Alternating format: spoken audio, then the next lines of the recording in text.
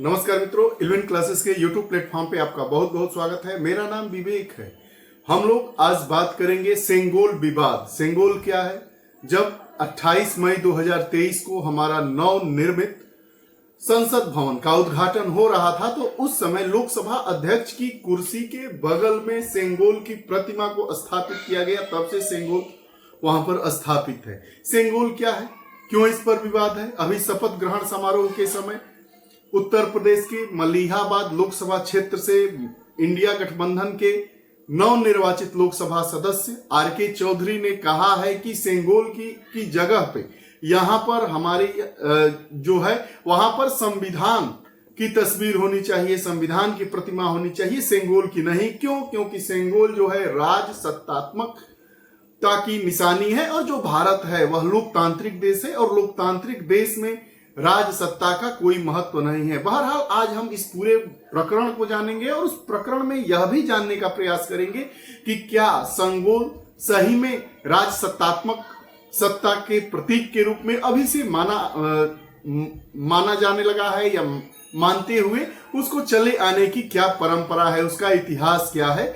आइए इस video session में हम अपने पहले टाइटल को समझते हैं, उसके बाद इस सेशन की रूपरेखा को समझते हुए एक एक बिंदुओं पर हम बात करेंगे।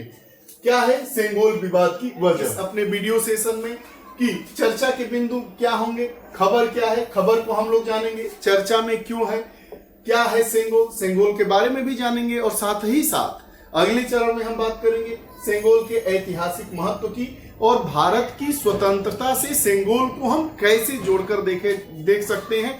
लॉर्ड माउंटबेटन कि वह कहानी को भी जानेंगे, और सी राजगोपालाचारी और जवाहरलाल नेहरू के बीच में क्या संवाद स्थापित होने के बाद सेंगोल को आनंद भवन इलाहाबाद की म्यूजियम में रखा गया था 1930 में, इसके बारे में भी हम इस अपने वीडियो सेशन में बात करेंगे। तो आइए जानते हैं खबर क्या है। खबर को हमने जाना कि जब 18वीं लोकसभा का चुनाव के परांत जब नवनिर्वाचित लोकसभा सदस्यों का शपथ ग्रहण समारोह चल रहा था, तो शपथ लेते वक्त उत्तर प्रदेश की मोहनलालगंज सीट से इंडिया गठबंधन समर्थित उम्मीदवार जो लोकसभा के सदस्य के रूप में चुने गए हैं, उन्होंने इस विवाद को एक नया जन्म दे दिया। उन्होंने कहा कि जो लोकसभा अध्यक्ष की कुर्सी के पास यह सेंगोल की प्रतिमा को स्थापित किया गया है, इसके जगह पर संविधान की प्रतिमा को स्थापित किया जाना चाहिए, जो हमारे लोकतंत्रात्मक संसदीय व्यवस्था को दर्शाए। सेंगोल चूंकि राज सत्तात्मक सत्ता का प्रतीक माना जाता है उनके नजर में, तो इसलिए इसको हटा देना चाहिए। तब से यह सेंगोल विवादों में आ गया है। जानते हैं आगे की क्या है सेंगोल। अब सेंगोल के बारे में जानते हैं कि जो सेंगोल है वह शाही शक्ति का प्रतीक है। शाही से तात्पर्य राजशाही से है।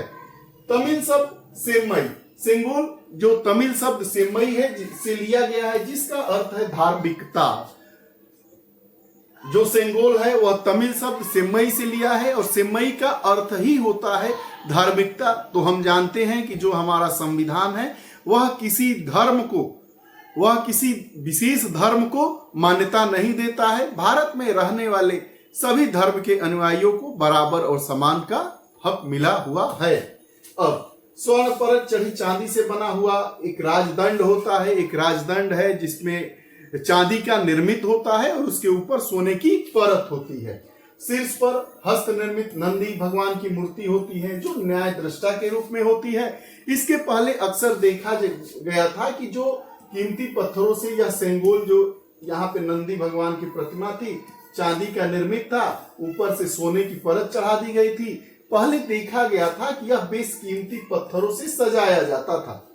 गुम्मडी बंगारू चेट्टी नाम के एक जौहरी हैं चेन्नई के, उनके द्वारा यह बनाया गया था। एक स्वर्ण राजदंड तैयार किया गया था। गुम्मडी बंगारू चेट्टी एक प्रसिद्ध जौहरी थे मद्रास के, जिन्होंने इसको तैयार किया था। तो ये रही बात खबर की और सेंगोल के बारे में। सेंगोल के ऐतिहासिक महत्व पर हम बात करते हैं, तो सेंगोल का जो ऐतिहासिक संबंध है वो चोल साम्राज्य है। चोल एक बहुत ही समृद्धशाली दक्षिण का एक शासन था, एक शासक था या साम्राज्य था।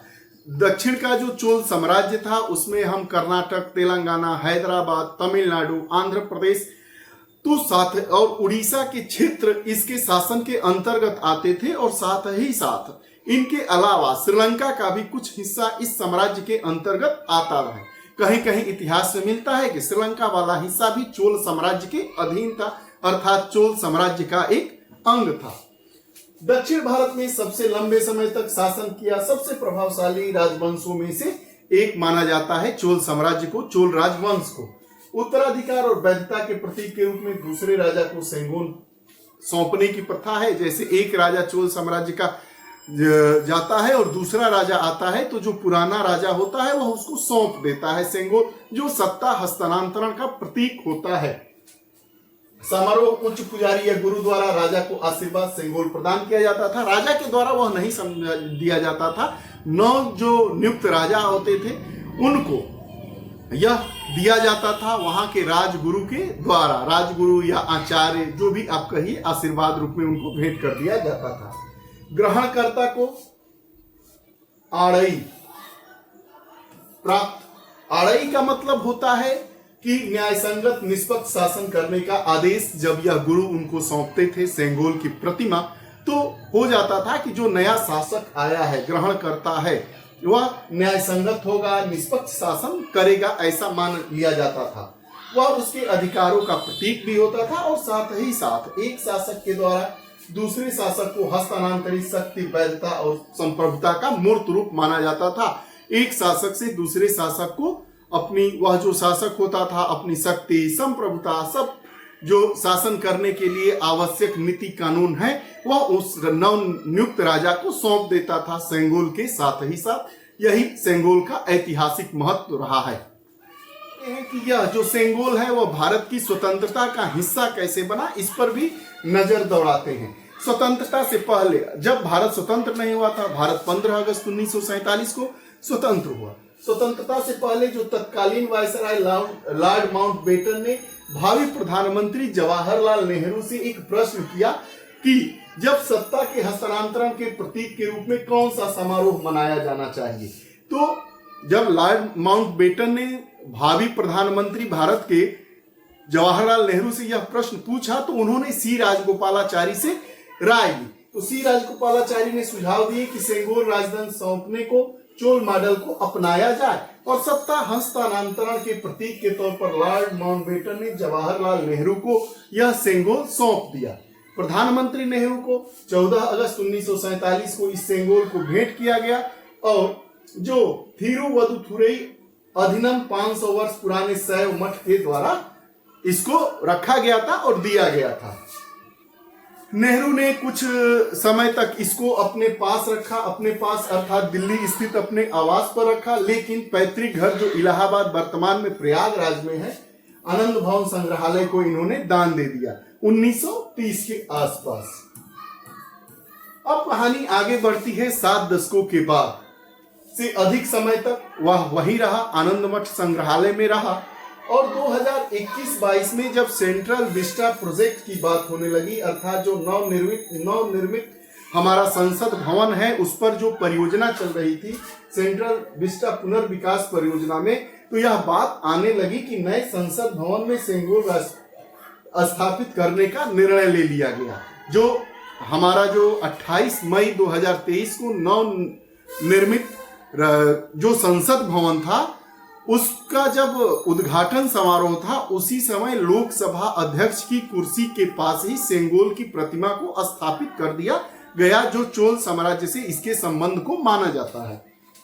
भारत का लोकतंत्र अपनी प्राचीन परंपराओं और मूल्यों में निहित है, तथा यह विविधता और बहुलता के प्रति समावेशी और सम्मानपूर्ण तरीके से इसको अपनाया जाता है, और इसको यह बताया गया कि जो हमारा भारत है वो विविधता में एकता को दर्शाता है। तो इसीलिए इसको हम लोग अपनाकर और यह एक दिखाने का प्रयास कर रहे हैं कि भारत विविधता में एकता जैसी सांस्कृतिक विरासत और परंपरा को आगे बढ़ाने के लिए प्रतिबद्ध और कटिबद्ध दोनों है। जो सेंगोल पर विवाद की स्थिति है, वह विवाद की स्थिति क्यों है?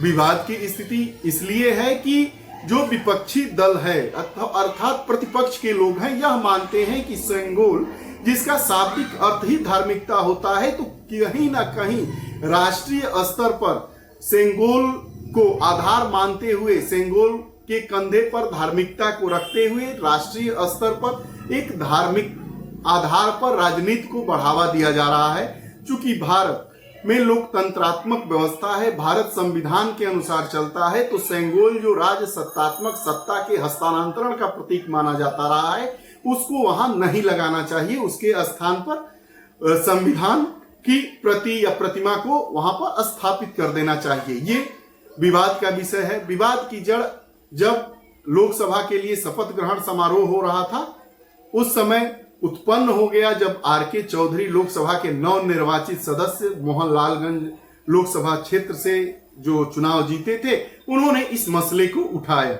ये रहा पूरा सेंगोल का इतिहास, सेंगोल का क्या है विवाद, आदि मुद्दों पर हमने जाना। आपको हमारी वीडियोस कैसी लगती है कमेंट बॉक्स में आप जरूर बताइएगा।